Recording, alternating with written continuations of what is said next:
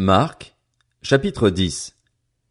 Jésus partit de là et se rendit dans le territoire de la Judée, de l'autre côté du Jourdain.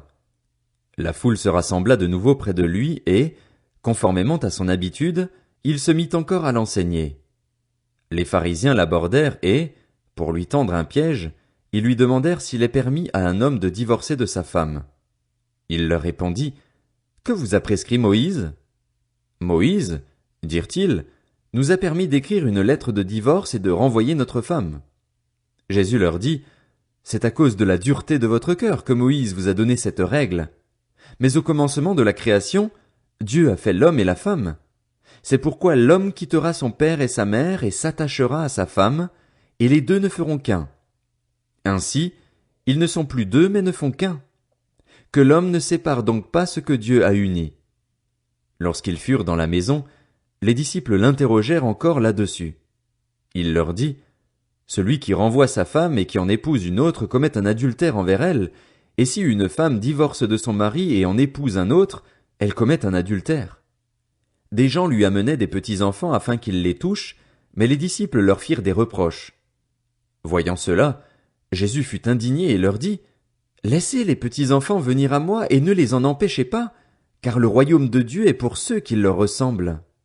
Je vous le dis en vérité, celui qui n'accueille pas le royaume de Dieu comme un petit enfant n'y entrera pas. » Puis il les prit dans ses bras et les bénit en posant les mains sur eux.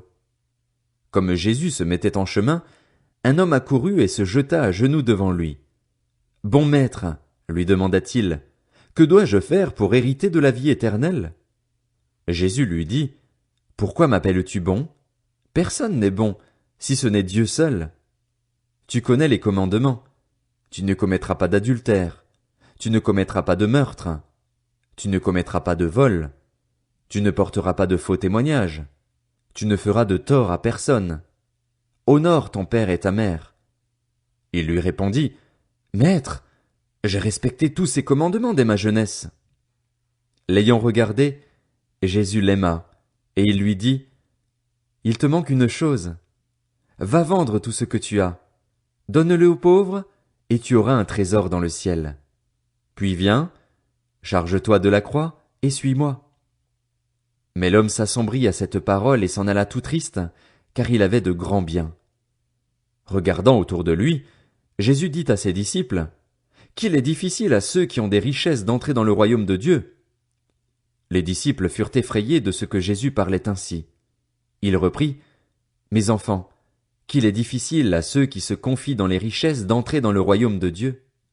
Il est plus facile à un chameau de passer par un trou d'aiguille qu'à un riche d'entrer dans le royaume de Dieu. » Les disciples furent encore plus étonnés et se dirent les uns aux autres, « Qui donc peut être sauvé? » Jésus les regarda et dit, « Aux hommes cela est impossible, mais non à Dieu, car tout est possible à Dieu. » Alors Pierre lui dit, « Nous avons tout quitté et nous t'avons suivi. » Jésus répondit, « Je vous le dis en vérité, personne n'aura quitté à cause de moi et à cause de la bonne nouvelle sa maison ou ses frères, ses sœurs, sa mère, son père, sa femme, ses enfants ou ses terres, sans recevoir au centuple, dans le temps présent, des maisons, des frères, des sœurs, des mères, des enfants et des terres, avec des persécutions et, dans le monde à venir, la vie éternelle.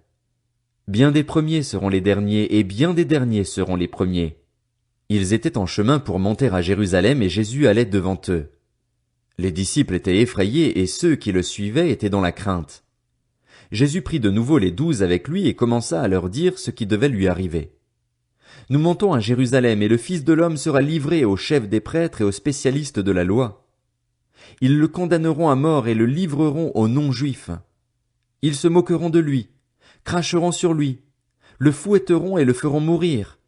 Et 3 jours après il ressuscitera. » Jacques et Jean, les fils de Zébédée, s'approchèrent de Jésus et lui dirent, « Maître, nous voudrions que tu fasses pour nous ce que nous te demanderons. » Il leur dit, « Que voulez-vous que je fasse pour vous? » « Accorde-nous, lui dirent-ils, d'être assis l'un à ta droite et l'autre à ta gauche, quand tu seras dans ta gloire. » Jésus leur répondit, « Vous ne savez pas ce que vous demandez.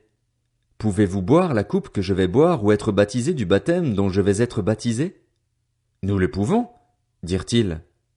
Jésus leur répondit, vous boirez en effet la coupe que je vais boire, et vous serez baptisés du baptême dont je vais être baptisé.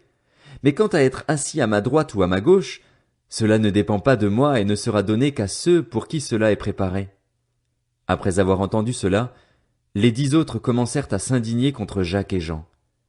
Jésus les appela et leur dit, vous savez que ceux que l'on considère comme les chefs des nations dominent sur elles et que leurs grands les tiennent sous leur pouvoir. Ce n'est pas le cas au milieu de vous, mais si quelqu'un veut être grand parmi vous, il sera votre serviteur. Et si quelqu'un veut être le premier parmi vous, qu'il soit l'esclave de tous. En effet, le Fils de l'homme est venu non pour être servi, mais pour servir et donner sa vie en rançon pour beaucoup. Ils arrivèrent à Jéricho. Lorsque Jésus sortit de la ville avec ses disciples et une assez grande foule, Bartimée, le fils aveugle de Timée, était assis en train de mendier au bord du chemin. Il entendit que c'était Jésus de Nazareth et se mit à crier, « Fils de David! Jésus! Aie pitié de moi! » Beaucoup le reprenaient pour le faire taire, mais il criait beaucoup plus fort, « Fils de David! Aie pitié de moi! » Jésus s'arrêta et dit, « Appelez-le. » Ils appelèrent l'aveugle en lui disant, « Prends courage, lève-toi, il t'appelle. » L'aveugle jeta son manteau et, se levant d'un bond, vint vers Jésus. Jésus prit la parole et lui dit, « Que veux-tu que je fasse pour toi? » « Mon maître, lui répondit l'aveugle, que je retrouve la vue. Jésus lui dit, « Vas-y, ta foi t'a sauvé. » Aussitôt il retrouva la vue et il suivit Jésus sur le chemin.